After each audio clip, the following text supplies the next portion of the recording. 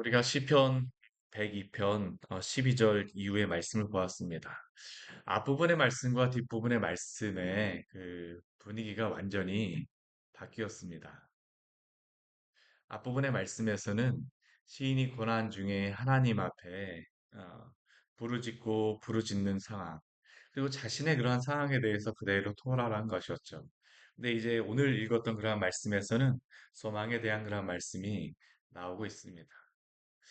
오늘 이 시편 102편의 말씀을 이게 고난당하는 자 그리고 자신의 그러한 죄로 인하여서 하나님 앞에 부르짖는 그럼에도 불구하고 부르짖는 그러한 기도라고 보기도 하지만 또 이 시편의 말씀을 잘 보게 되면 이 시편의 연대가 시편은 정확하게 이 연대가 언제 나와 있는지 연대가 언제인지를 알지 못합니다. 그런데 우리가 오늘 시편의 말씀을 보게 되면 이 시편이 어, 이 바벨론 포로기 그리고 그 후에 지어진 시편일 것이다라고 추정할 수 있을 만한 그러한 말씀들이 내용들이 나오고 있습니다. 그러면 그들에게 만약 그 시대에 그 사람들이 이 시편을 기록하였다고 하면 그 시인을 통해서 이 시편을 우리에게 주셨다고 한다면 그 바벨론의 포로로 붙잡혀간 그러한 백성들 그들이 이렇게 붙잡혀간 이유는 무엇입니까? 그들이 하나님 앞에 범죄하였기 때문입니다. 그러면 그들에게 소망이 무엇일까요? 우리는 범죄하여서 죽게 되었습니다. 더 이상 살 소망이 없습니다. 그것으로 그냥 끝나는 것입니까? 자책함으로 끝나는 것입니까? 아닙니다. 오직 하나님만이 그들의 소망이 되어신 줄 믿으시기를 바랍니다.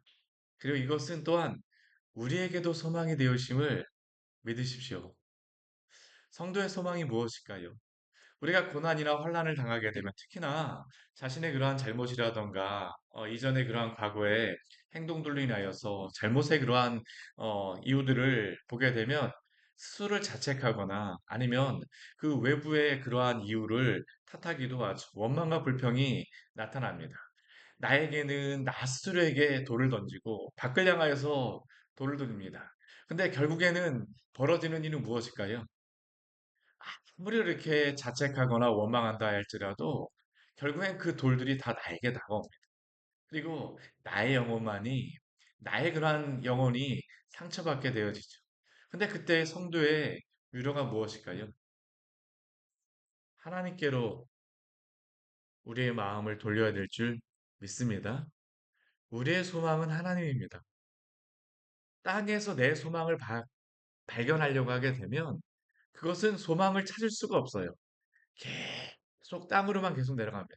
나는 왜 이럴까? 왜 사람들이 이럴까? 왜 이런 상황이 계속 발생할까? 어제도 발생했는데 오늘은 더 다른 일들이 발생하네. 근데 주님께 소망을 우리가 갖게 되어질 때에 우리의 시각이 바뀝니다. 우리의 생각이 바뀝니다. 왜 그렇습니까? 하나님은 영원토록 무궁하시며 변하지 않으시는 하나님이시기 때문입니다. 우리는 변한다 할지라도, 이 세상의 사람들은 변한다 할지라도, 나는 실수하고 실패한다 할지라도, 하나님은 실수가 없으세요. 하나님은 실패가 없으십니다. 그 하나님을 바라보게 되면 나의 그러한 자책도 하나님의 그 이루심 가운데에 맡기게 되어지죠.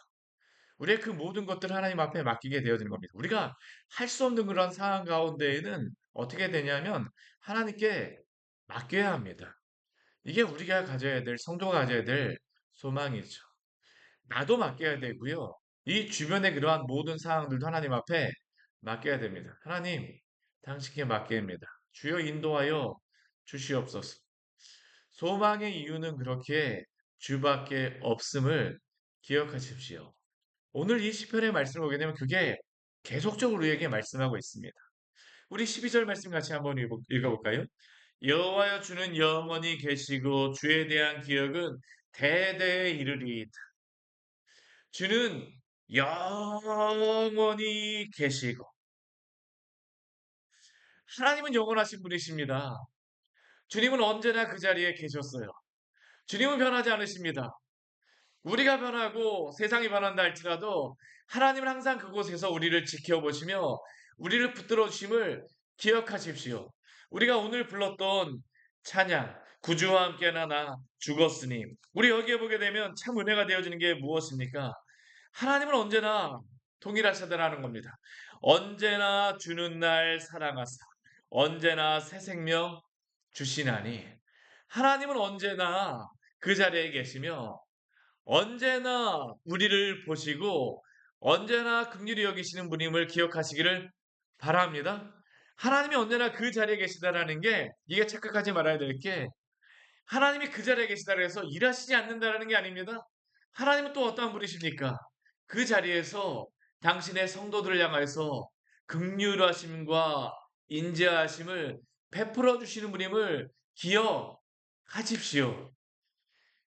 이게 그 과거의 성도들에게도 위로가 되었고 오늘을 살아가는 우리에게도 위로입니다. 우리 13절 말씀 보십시오. 주께서 일어나사 시온을 긍휼히 여기시리니 시온을 긍휼히 여기시리니 시온은 예루살렘입니다. 하나님께서는 다 처참하게 무너진 예루살렘도 긍휼히 여기시리니 이게 바로 바벨론의 포로로 붙잡혀 갔던 성도들의 소망이죠. 주님께서는 저 다 무너진 예루살렘조차도 긍휼히 여기시는 하나님 아니십니까? 그리고 그거는 무엇입니까? 하나님은 변하시지 않으신다라는 겁니다. 세상은 변한다 할지라도 하나님은 변하지 않으세요.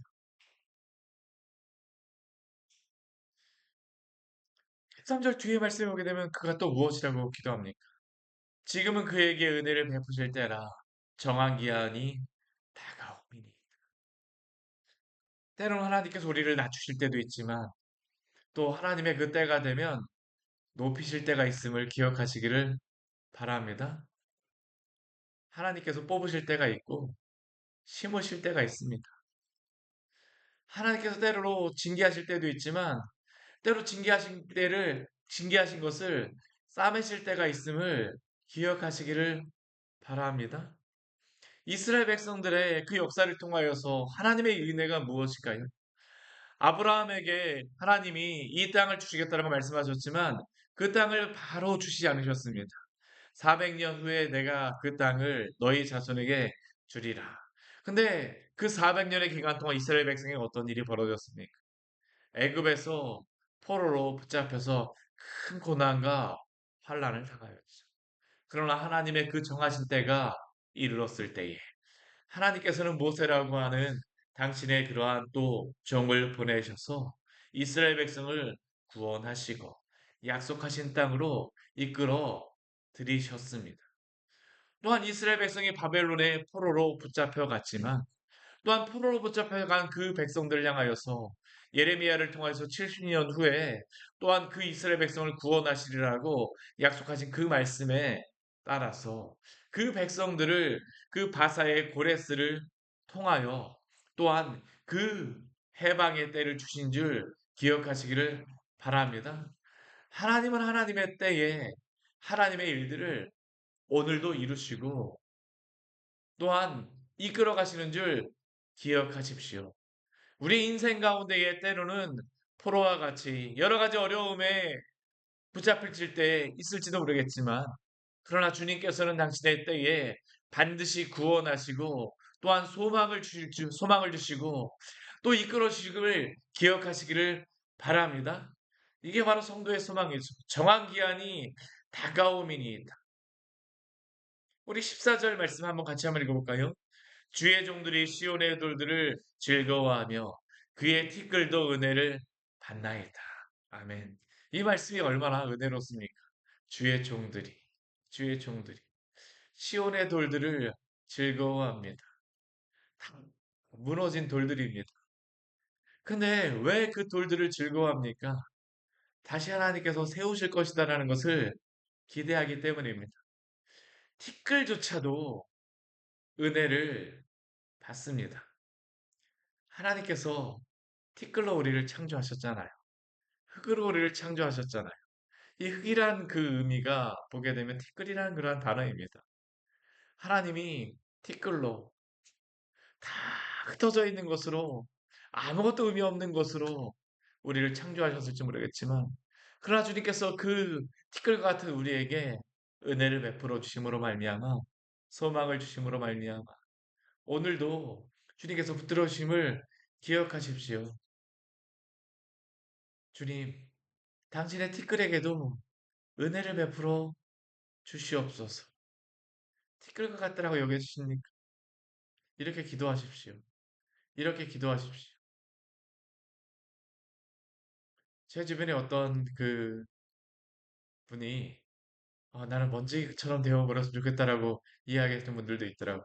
정말 너무나 힘들게 되면 먼지처럼 되어버렸으면 좋겠다. 근데 그 먼지와 같은 우리 인생도 주님이 은혜를 베풀어 주십니다. 거기서 변하는 겁니다. 우리의 정체성은 어디에서 나올까요? 우리가 왜 이렇게 낙심하고 낭망합니까? 우리가 어디로부터 왔다라는 것을 잃어버리게 되면 우리가 소망을 잃어버릴 수밖에 없습니다. 우리의 근본과 우리의 정체성은 하나님이심을 기억하시기를 바랍니다. 하나님이 우리에게 생명을 주십니다. 하나님이 우리를 이끌어 주십니다. 우리의 그 정체성을 이 세상의 사람들이 우리에게 주는 것이 아니라 너는 이래서 그렇고 너는 이래서 그렇고 아니면 우리가 무엇이 있어서 우리가 그 존재가 되어지거나 우리가 내가 되는 게 아니고요. 하나님이 우리를 정의하시고 하나님이 우리를 창조하시고 하나님이 우리를 이끌어오심을 기억하십시오. 하나님이 바로 우리의 정체성입니다. 하나님이 우리를 어떠한 자라고 정의하셨어요. 이것이 바로 우리의 소망입니다. 오늘 이 시인도 그것으로부터 소망을 찾는 것입니다. 우리가 그 뒤에 말씀을 한번 보십시오. 이에 그 문 나라가 여호와 이름을 경외하며 이 땅의 모든 왕들이 주의 영광을 경외하리니 이 땅의 모든 나라조차도 주의 이름을 경외하게 하실 것이며 모든 왕들조차도 주의 영광을 경외하게 하시겠다라고 하나님이 이끌어 가시리라고 말씀하십니다. 16절 말씀 보십시오. 여호와께서 시온을 건설하시고 그의 영광 중에 나타나셨습니다. 하나님이 이렇게 이끌어 가실 것입니다. 그렇게 소망을 가지십시오. 그 하나님은 어떠한 분이십니까? 우리 17절 말씀 같이 한번 읽겠습니다.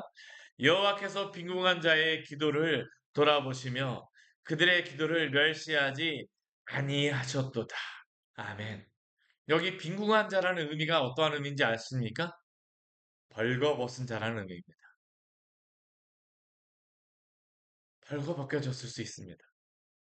내가 가졌던 그 모든 것이 다 벌거벗겨지고 아무것도 아닌 것처럼 여겨질 때. 욥의 고백이 그것 아닙니까? 내가 적신으로 벌거벗은 자로 이 땅에 나왔음에 또한 벌거벗은 자로 주님 앞에 가오리이다. 그러나 하나님께서는 그 벌거벗은 자의 기도를 들어주십니다. 빈궁한 자의 기도를 들어주세요. 그의 기도를 멸시치 않으십니다. 세상의 사람들은 내 소리를 들어주지 않을지 모르지만 하나님은 우리를 들어주세요. 내가 어떠하더라고 해서 무시하지 않으십니다.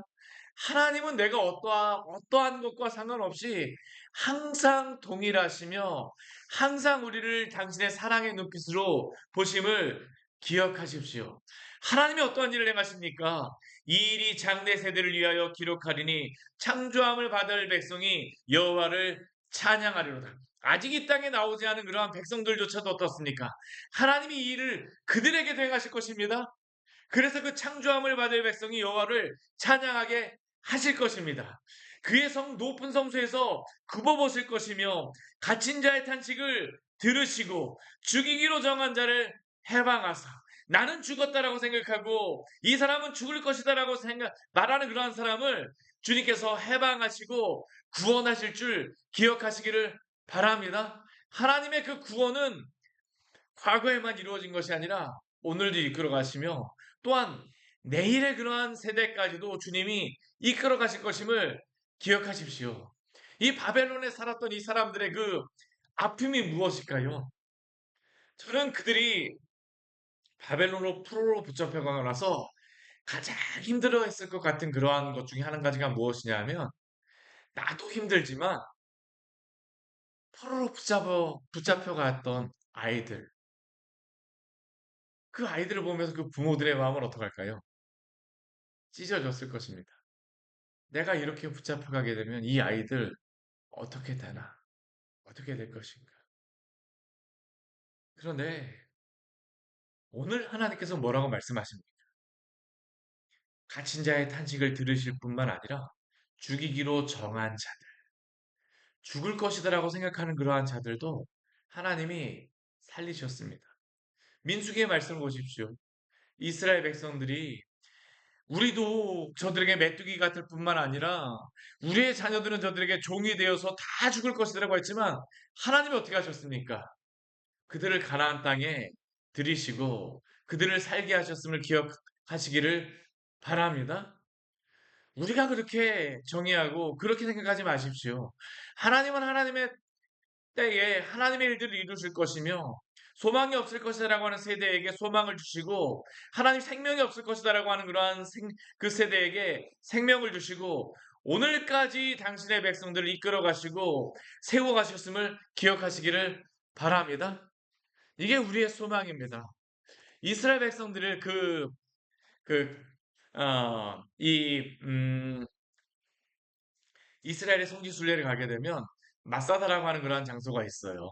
마사다라고 하는 그러한 장소가 있는데 마지막에 그들이 로마에게 포로로 붙잡혀 갔을 때 마사다에 있었던 그 어떤 한 랍비가 이제 로마에게 다 멸망되어지면서 그 랍비가 로마의 그러한 관리에게 부탁하였던 것이 무엇이냐면 다른 것들은 다 멸망시켜도 다른 것들은 다 뭐 해도 뭐 그럴지 모르지만 회당 한 개만 남겨두고 그리고 하나님의 말씀 하나만 좀 남겨달라고 그가 부탁을 합니다. 왜 그럴까요? 그것을 통하여서 새로운 세대가 이루어질 것이더라고 소망을 가졌기 때문입니다. 나에게 소망이 있는 것이 아닙니다. 누구에게 소망이 있는 것입니까? 하나님께 소망을 가졌기 때문이죠. 오늘도 우리가 가져야 될 믿음이 이러한 믿음임을 기억하시기를 바랍니다. 믿음의 방패라고 했을 때 방패는 결코 내가 아닙니다. 주님이 우리의 방패가 되어주세요. 내가 우리의 자식을 지켜주고 내가 우리의 그러한 것들을 지켜준 게 아닙니다. 주님이 방패가 되어주셔서 나를 지켜주실 뿐만 아니라 우리의 다음 세대도 지켜줄 줄 믿습니다. 오늘 우리가 할 것은 무엇입니까? 오늘 우리가 할 것을 하는 것이에요. 오늘 우리에게 맡겨진 것을 최선을 다하는 것입니다. 그 다음은 하나님께 맡기는 겁니다. 하지 말라라는 게 아닙니다. 하나님이 모든 것을 다 하실 것이니까 나는 그냥 가만히 있는다는 게 아니고요. 나는 오늘의 믿음의 방패를 또 하나님을 붙들고 열심히 살아가는 겁니다. 열심히 살아가십시오. 마귀의 그 불화살 가운데 열심히 믿음의 방패를 들고 살아가십시오. 주님께서는 그 다음에 우리도 주님께 맡기게 되면 주님이 우리의 영혼도 지켜주시고 우리의 다음 세대도 지켜줄 줄 믿습니다. 이게 믿음의 성도들이 살아가는 방식입니다. 하나님이 그러한 상황 가운데 결코 버려두지 않으세요. 저는 오늘도 그 북한의 그 김정은이 그 온갖 박해를 가하면서 온갖 일들을 행하고 있을지 모르지만 그 안에서도 믿음의 사람들을 세대들을 일으켜 가실 줄 믿습니다. 하나님이 오늘도 이끌어 가십니다. 아무리 처참한 그런 환경 속에서도 하나님이 이끌어 가실 줄 믿습니다. 오늘 우리나라를 보게 되면 정말로 소망이 없는 이 시대입니다. 정말로 마음이 아픕니다. 우리 마지막에 내가 핏덩어리 뭐 살아나라고 같이 예레미야 말씀을 가지고 그 같이 기도하였었지만 오늘 이 시대를 보게 되면 참 처참한 환경 가운데 있을 수밖에 없습니다. 근데 그럼에도 불구하고 저는 한 가지의 소망이 분명히 있습니다. 주님께서 오늘 이 시대를 살리실 줄 믿습니다. 주님께서 오늘 이 세대를 살리실 줄 믿습니다. 오늘 우리는 우리의 할 일을 하는 것입니다. 우리가 어떠한 상황에 있던 건 어떠한 일이건 간에 오늘 나의 일을 행하십시오. 하나님의 일을 하실 것입니다. 이게 우리가 가지는 믿음이죠. 언제나 주는 날 사랑하사 언제나 새 생명 주시리니. 22절 말씀 같이 읽겠습니다. 그때의 민족들과 나달이 함께 모여 여호와를 섬기리로다. 오늘 이 전 세계 이 나라들 한번 보십시오. 이제 더 이상 이스라엘만 있는 것이 아닙니다. 전 세계 얼마나 많은 교회들이 세워지고 주님을 섬기는 백성들이 얼마나 많이 있습니까? 하나님은 하나님의 그러한 시대, 하나님의 세대의 사람들을 일으키시고 오늘도 살려 주십니다. 우리 23절 말씀을 보게 되면 시인이 자신의 상황을 보죠. 내 힘을 중도에 쇠약하게 하시며 내 날을 짧게 하셨도다. 자신을 보게 되면 날마다 그렇습니다. 나는 이렇죠. 24절 말씀 보게 되면 얼마나 힘들면 나의 중년의 나를 데려가지 마옵소서. 얼마나 힘들면 그렇습니까? 그럼에도 불구하고 다시 그는 그의 시각을 바꿉니다. 나를 바라보던 그 시각을 바로 어떠합니까? 하나님께로 돌려요. 주의 연대는 대대에 무궁하니이다.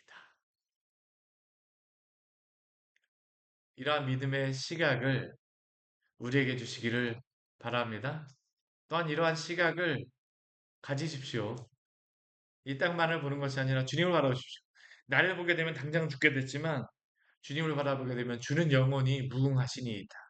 이게 믿음의 성도의 믿음의 고백이죠. 나를 볼 때에는 소망이 없지만 주님을 바라볼 때는 무궁하신 주님을 바라봄으로 소망을 찾는 것입니다. 우리 그 뒤에 25절 이후의 말씀은 다 동일합니다. 우리 끝까지 한번 읽어볼까요? 주께서 옛적에 땅의 기초를 놓으셨사오며 하늘도 주의 손으로 지으신 바니이다. 천지는 없어지려니와 주는 영존하시겠고 그것들은 다 옷같이 낡으리니 의복같이 바꾸시면 바꾸려니와 주는 한결같으시고 주의 연대는 무궁하리이다. 주의 종들의 자손은 항상 안전히 거주하고 그의 후손은 주 앞에 굳게 서리이다 하였도다. 아멘. 얼마나 소망이 있습니까? 주님이 창조하신 이 땅, 땅의 기초를 타놓고 하늘도 주의 손으로 지으신 바입니다. 우리는 이 하늘과 땅이 영원할 것이라고 생각하지만 때가 되면 이 천지도 어떨까요?